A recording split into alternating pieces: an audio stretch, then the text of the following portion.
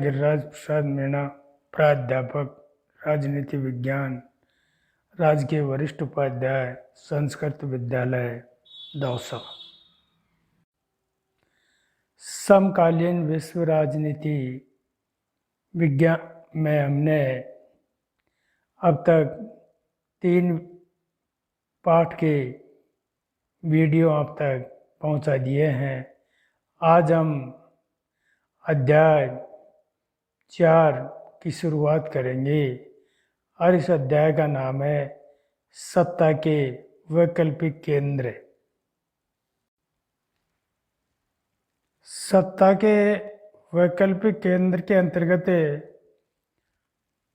इस पाठ में हम देखेंगे कि सत्ता के वैकल्पिक केंद्र, इसका मैं आपको थोड़ा परिचय दूं।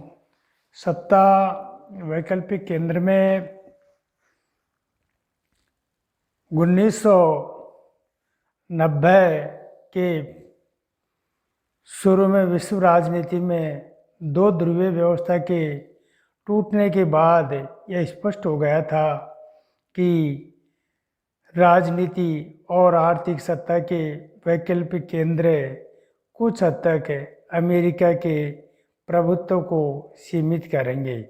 यूरोप में यूरोपीय संघ और एशिया में दक्षिण पूर्वी एशियाई राष्ट्रों के संगठन आसियान का उदय दमदार शक्ति के रूप में हुआ। यूरोपीय संघ और आसियान दोनों ने ही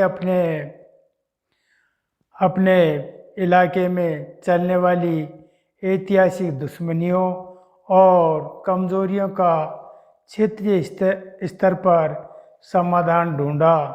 साथ ही उन्होंने अपने इलाकों में अधिक शांतिपूर्ण और सहकारी क्षेत्रीय व्यवस्था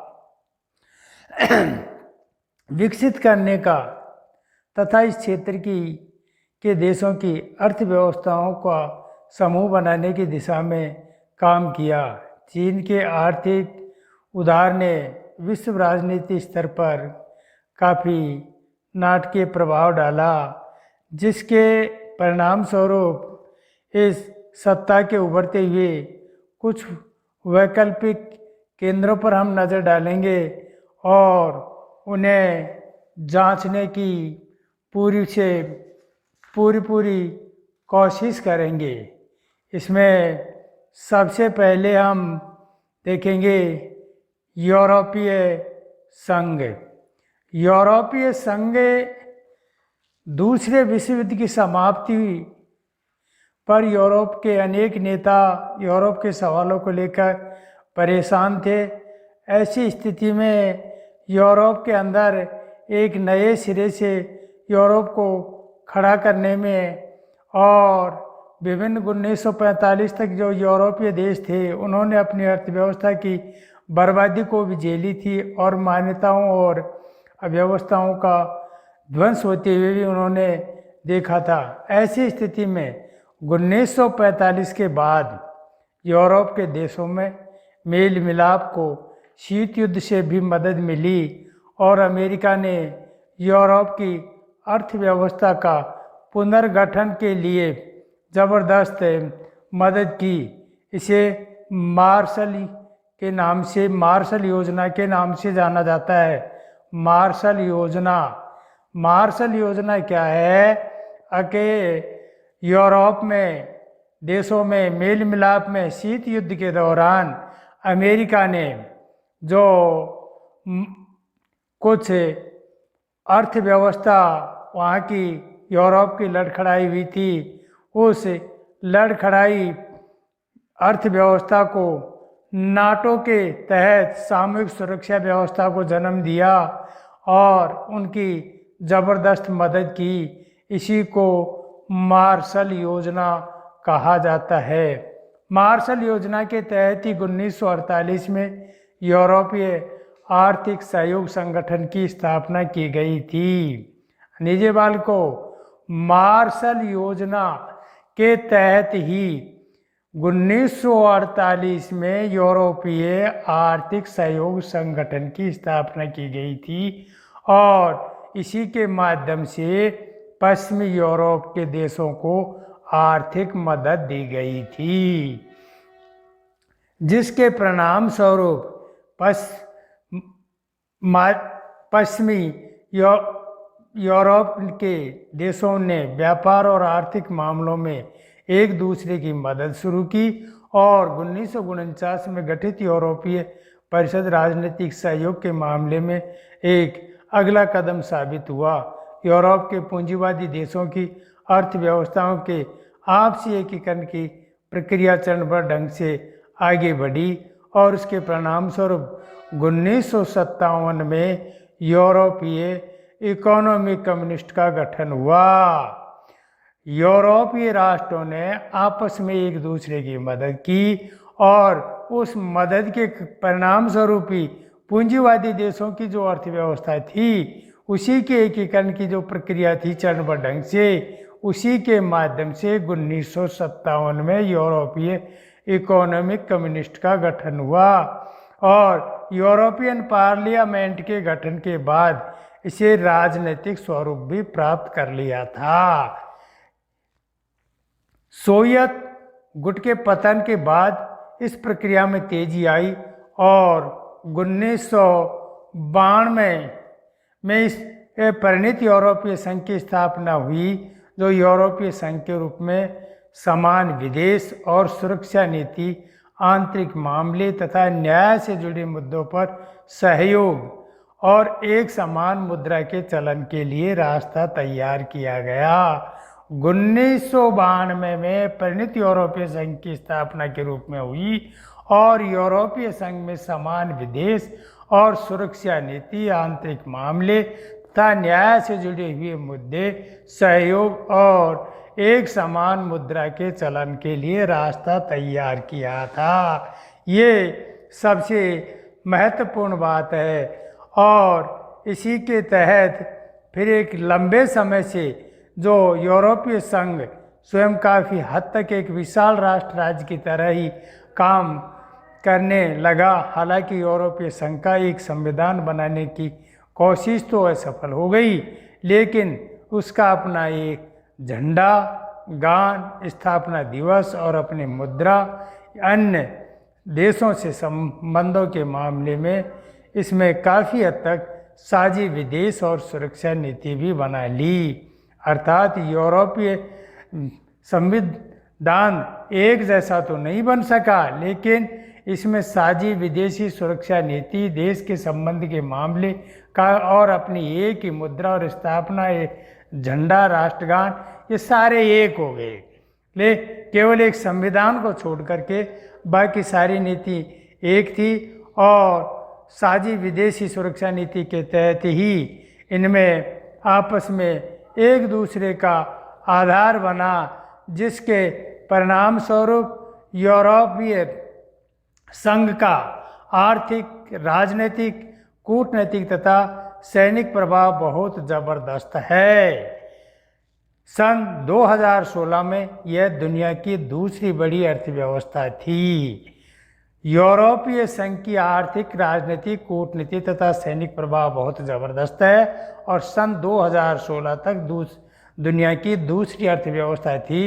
इसके सकल घरेलू उत्पादन का 17,000 अरब डॉलर से भी ज़्यादा था, जो लगभग अमेरिका के लगभग है और इसकी मुद्रा यूरो अमेरिका डॉलर के लिए एक प्रकार से खतरा बनी हुई है, क्योंकि अमेरिका से 3 गुना ज़्यादा और इस तरह चलते हुए अमेरिका और चीन से व्यापारिक विवादों में पूरी धौंस के साथ बात करता है।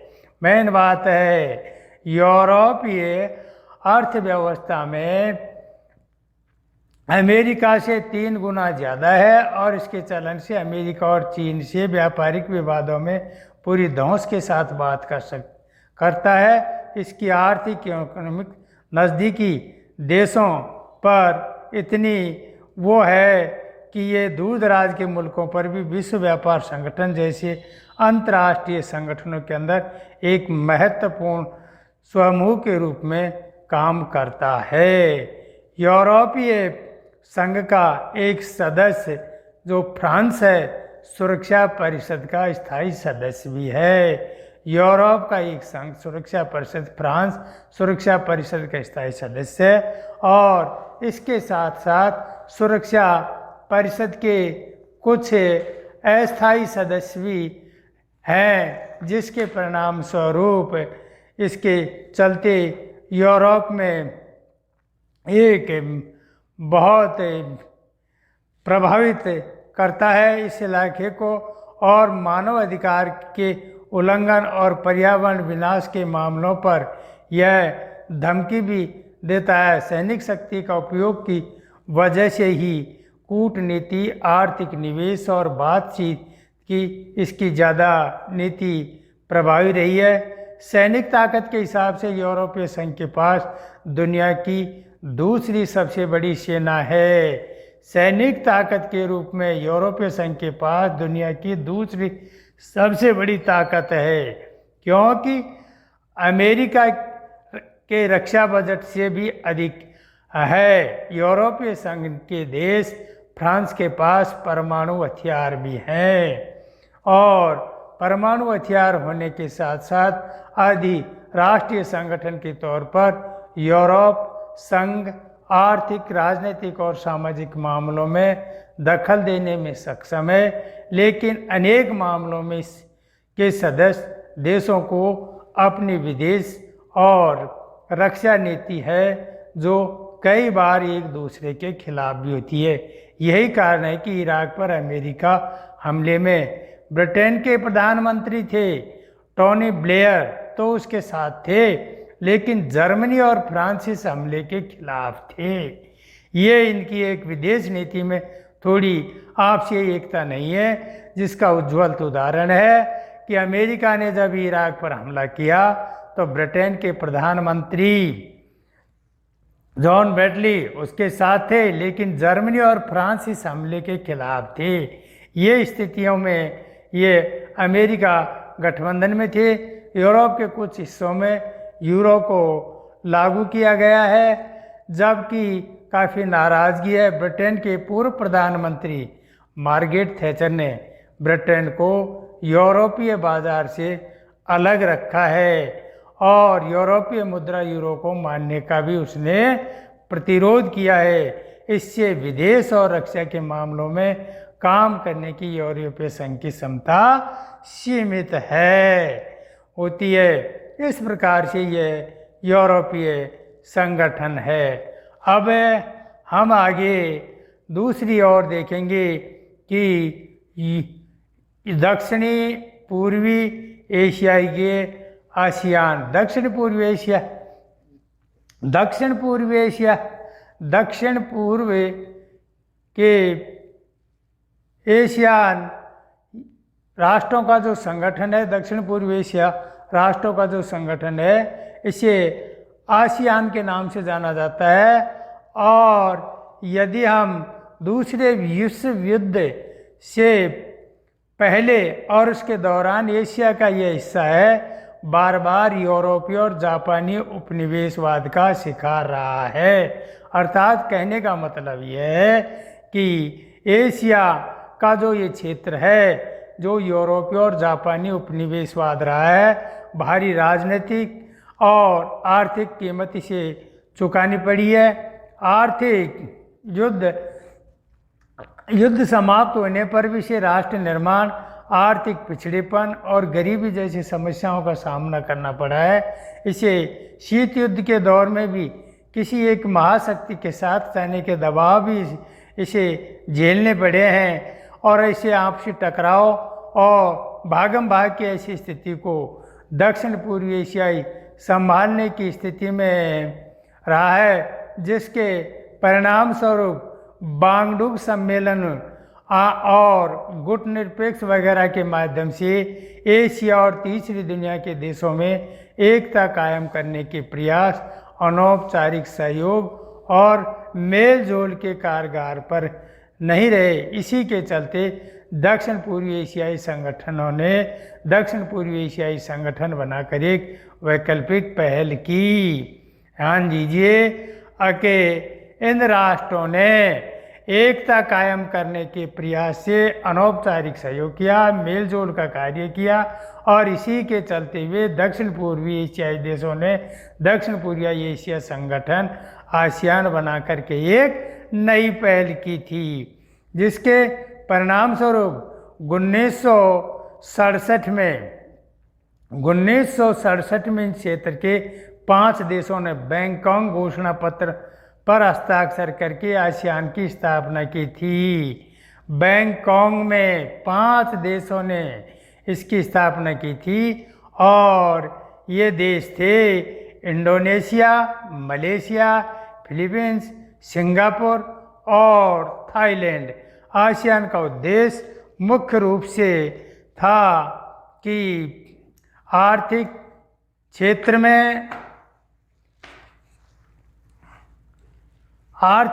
में इसका मुख्य उद्देश्य था अपना विकास कर सके और विकास को तेज कर सके और उसके माध्यम से सामाजिक और सांस्कृतिक विकास हासिल करना, ये इसका मुख्य उद्देश्य था। और कानून के शासन और संयुक्त राष्ट्र के कायदों पर आधारित क्षेत्रीय शांति और स्थायित्व को बढ़ावा देने का इसका उद्देश्य था। बाद में कुछ वर्षों में बुनियाद Brunei, Darussalam, Vietnam, Laos, Myanmar और कंबोडिया भी आसियान के सदस्य हो गए। इस प्रकार से इसके सदस्यों की संख्या 10 हो गई। कुछ वर्षों के बाद Brunei, Darussalam, Vietnam, Laos, Myanmar, Cambodia ये भी आसियान के सदस्य हो गए और इस प्रकार से आसियान देशों के सदस्यों की संख्या 5 से बढ़कर के 10 हो गई। तो यूरोपीय संघ की तरह इसने भी अपने आप को अधिराष्ट्रीय संगठन बनाने या उसके तरह अन्य व्यवस्थाओं को अपने हाथ में लेने का लक्ष्य नहीं रखा। औपचारिक टकराव रहित और सहयोगात्मक मेल मिलाप रखा, और इसकी मेल मिलाप की सुरक्षा और विदेश नीतियों में तालमेल बनाए रखने के लिए 1994 में आसियान क्षेत्रीय मंच की स्थापना हुई। सन 1994 में आसियान क्षेत्रीय मंच की भी स्थापना की गई और जिसके तहत बुनियादी रूप से आसियान एक आर्थिक संगठन था और वह आसियान क्षेत्र की अर्थव्यवस्था अमेरिका, यूरोपीय संघ और जापान की तुलना में काफ़ी छोटी थी और विकास इन सबसे अधिक तेज़ी से हो रहा था, जिसके चलते इस क्षेत्र में और उसके बाहर इसके प्रभावों में तेज़ी से वृद्धि हो रही थी। आसियान आर्थिक समुदाय का उद्देश्य आसियान देशों में साझा व्यापार और उत्पादन आधार तैयार करना और इसके सामाजिक और आर्थिक विकास में मदद करना था। यह संगठन इस क्षेत्र के देशों के लिए आर्थिक विवादों को निपटाने की मौजूद व्यवस्था को भी सुधारना चाहता था, जिसके परिणाम स्वरूप इन सेवाओं में आसियान ने निवेश, श्रम और सेवाओं में मामले में मुक्त व्यापार क्षेत्र बनाने पर भी ध्यान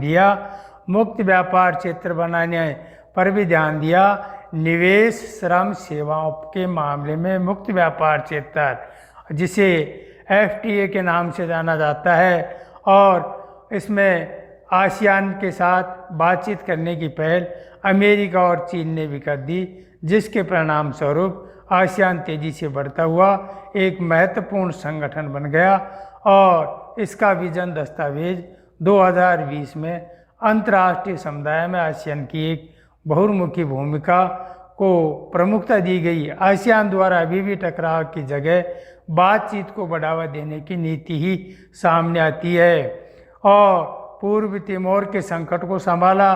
पूर्व एशियाई सहयोग पर भी बातचीत के लिए 1999 में इसने अपनी स्थिति को संभाला, जिसके परिणाम स्वरूप आसियान में जो स्थिति आई थी उसी के तहत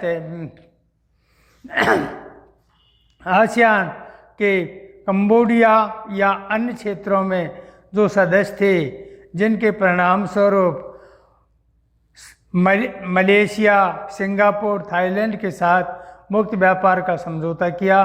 2010 में आसियान भारत मुक्त व्यापार क्षेत्र व्यवस्था लागू हुई। तो आसियान की असली ताकत अपने सदस्य देशों, सहयोगी सदस्यों और बाकी गैर क्षेत्रीय संगठनों के बीच निरंतर संवाद और परामर्श करने की नीति में रही है। यह एशिया का एक ऐसा मात्र क्षेत्रीय संगठन रहा जो एशियाई देशों और विश्व शक्तियों को राजनीतिक और सुरक्षा मामलों पर चर्चा के लिए राजनीतिक मंच उपलब्ध करवाता है।